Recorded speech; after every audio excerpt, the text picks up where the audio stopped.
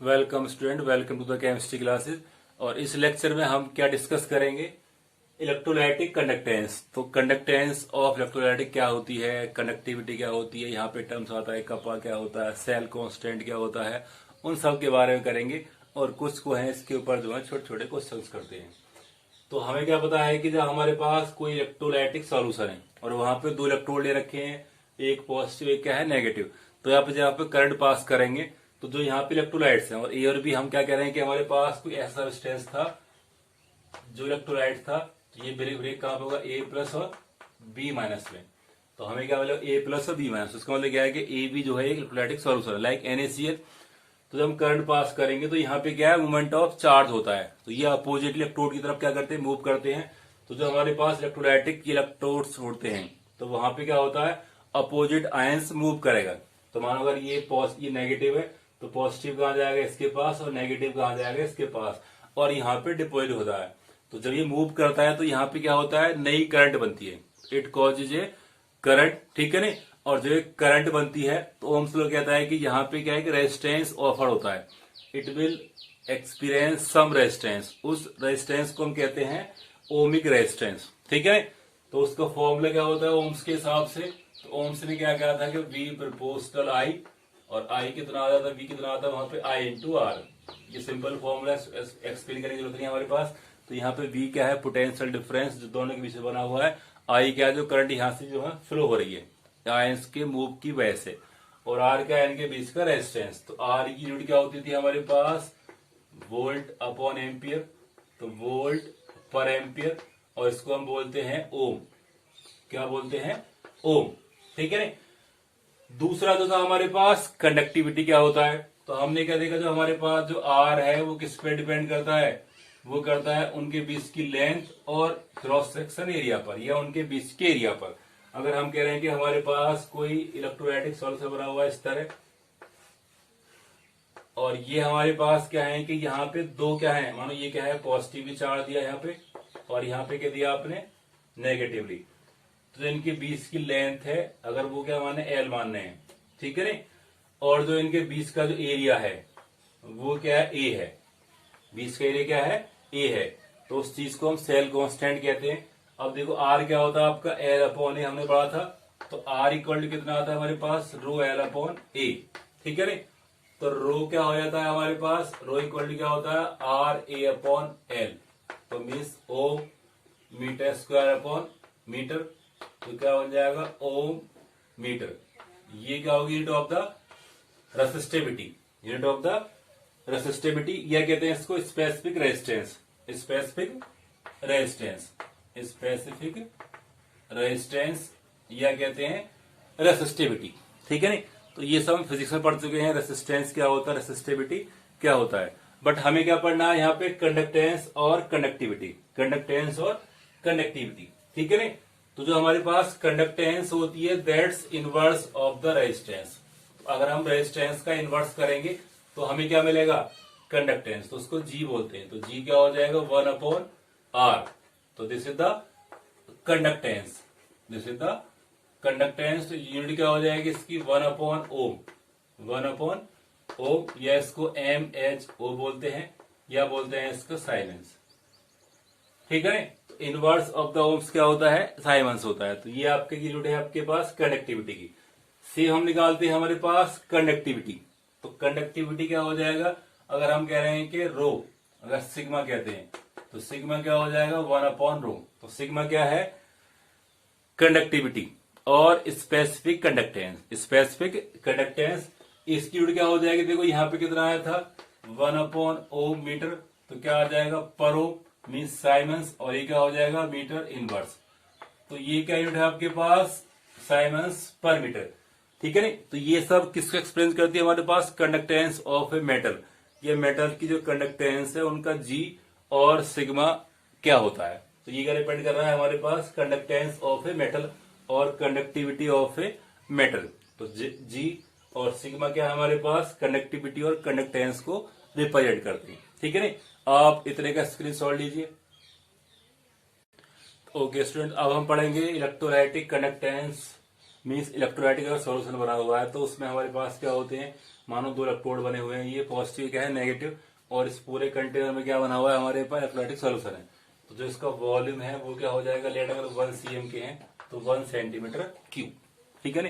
तो इस पूरे वॉल्यूम में क्या है हमारे पास, चार्ज कैन फ्लो, तो चार्ज फ्लो करते हैं। तो पहली चीज क्या आती है यहाँ पे, सेल कांस्टेंट। देखो सेल कांस्टेंट क्या होता है, it is the ratio of the distance between two electrodes. इन दो इलेक्ट्रोड्स के बीच की डिस्टेंस हमने लेट क्या मानेंगे उसको, एल, ठीक है ना।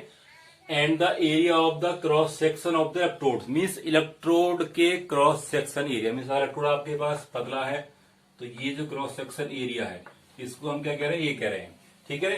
तो इसको हम डिनोट करते हैं जी स्टार से, और जी स्टार कितना होता है, एल अपॉन ए, तो एल अपॉन ए बोल देंगे इसको।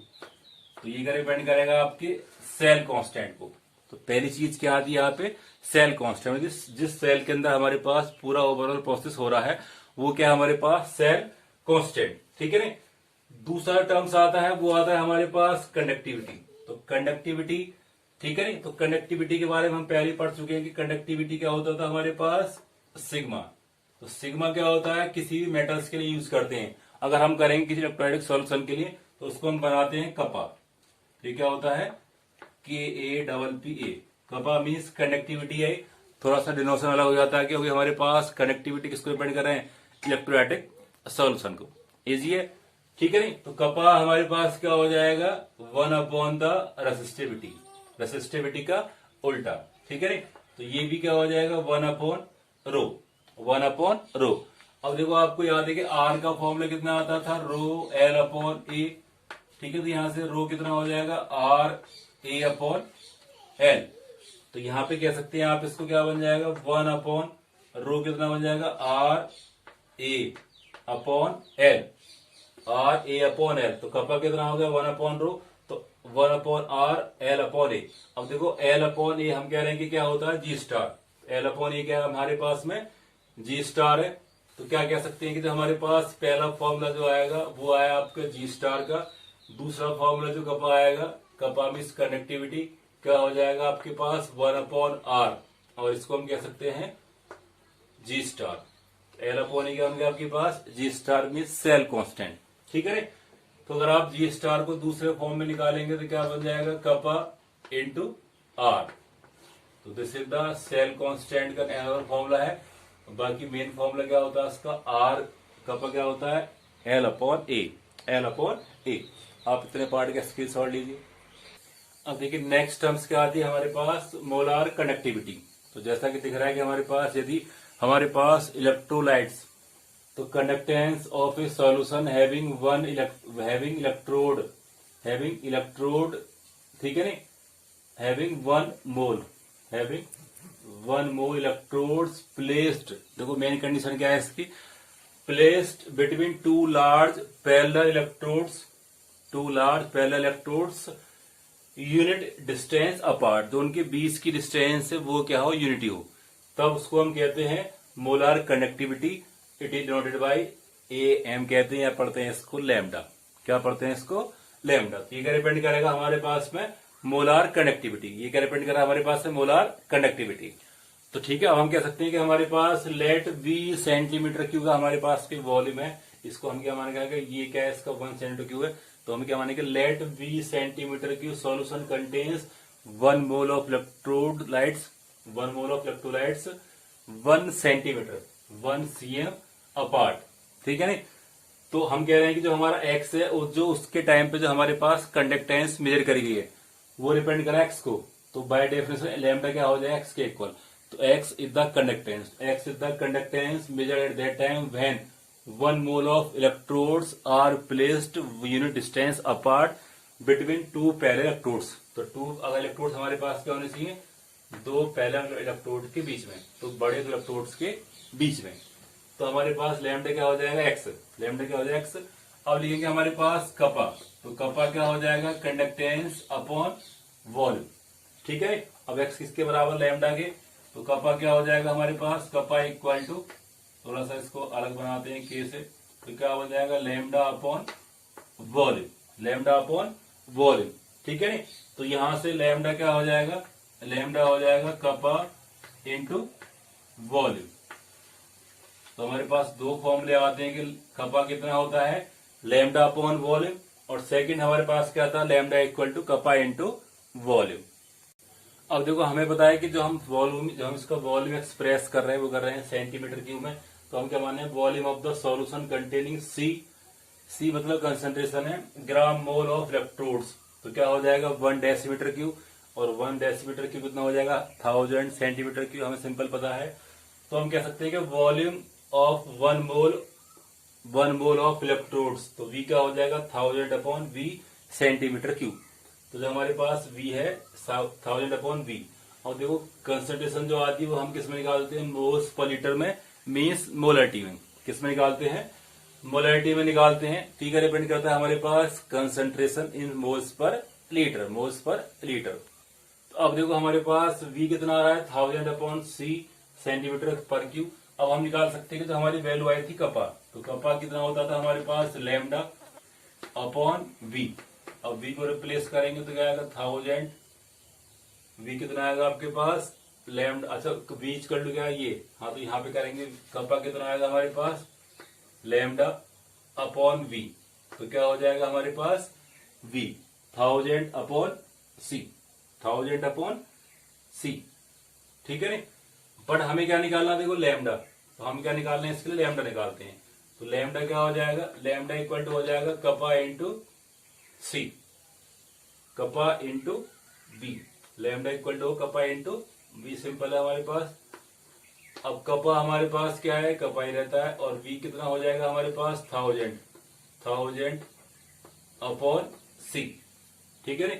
तो लैम्डा का फॉर्मूला कितना आ गया, कपा इंटू 1000 अपॉन C, और देखो कंसंट्रेशन मीन्स क्या होता है आपका मोलरिटी, तो क्या हो जाएगा, अगर हमारे पास कंसंट्रेशन कहां पर है, मोलरिटी में है, तो क्या हो जाएगा कपा अपॉन मोलरिटी। इसमें जो आपकी कंसंट्रेशन वो क्या होनी चाहिए, मोलरिटी में, तो कपा का नेक्स्ट फॉर्मूला क्या हो जाएगा, लैम्डा इक्वल टू क्या हो जाएगा kappa into 1000 upon m means molarity. तो ये क्या बन गया आपके पास, different formula of the molar conductivity. अब देखिए हम बात करते हैं इसकी यूनिट की।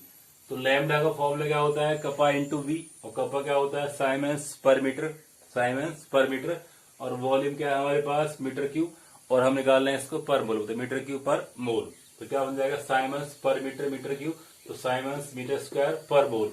ये क्या बन गया आपके पास लैम्डा की यूनिट। और अगर हमें इसको सेंटीमीटर में निकालना है तो क्या कह सकते हैं कि 1 साइमेंस मीटर स्क्वायर पर मोल। ओके, तो हम भी were discussing about the unit. तो हमारे पास लैम्डा कितना है आपके पास साइमन मीटर स्क्वायर पर मोल। अगर हम इसको निकालते हैं सेंटीमीटर क्यूब में, जैसा कि हमारे पास सेंटीमीटर क्यूब में दे रखा होता है, तो साइमन्स मीटर स्क्वायर पर मोल क्या हो जाएगा 10 की पावर 4 साइमन्स सेंटीमीटर पर मोल, साइमन सेंटीमीटर पर मोल। तो ये क्या डिपेंड करेगी इसकी यूनिट को, ये क्या डिपेंड करती है इसकी यूनिट को। आप इसका स्क्रीनशॉट लीजिए, फिर इसके ऊपर जो हम क्वेश्चंस करते हैं। तो देखो अब जो है इसको हम एक एग्जांपल के बिहाफ पे समझ सकते हैं। एग्जांपल क्या है हमारे पास कि the resistance of a cell, किसी सेल का एक रेजिस्टेंस गिवन है, उसमें क्या भरा हुआ है 0.1 मोल पर लीटर कंसंट्रेशन दे रखी है, KCl भरा हुआ है, और कितना उसका आर क्या आपका 100 ओम। इफ आर मतलब इसी सेल का R of the same cell जगह हमने कितना भरा हुआ उसमें 0.02 मोल पर लीटर में क्या भरा KCl भरा हुआ, तो कितना होता है 520। तो हमारे पास आर इस बार चेंज हो जाता है, और हमारे पास क्या होता है चेंज हो जाता है। तो हमें क्या देखना है कि कपा लैम्डा निकालना है, क्या निकालना है कपा लैम्डा।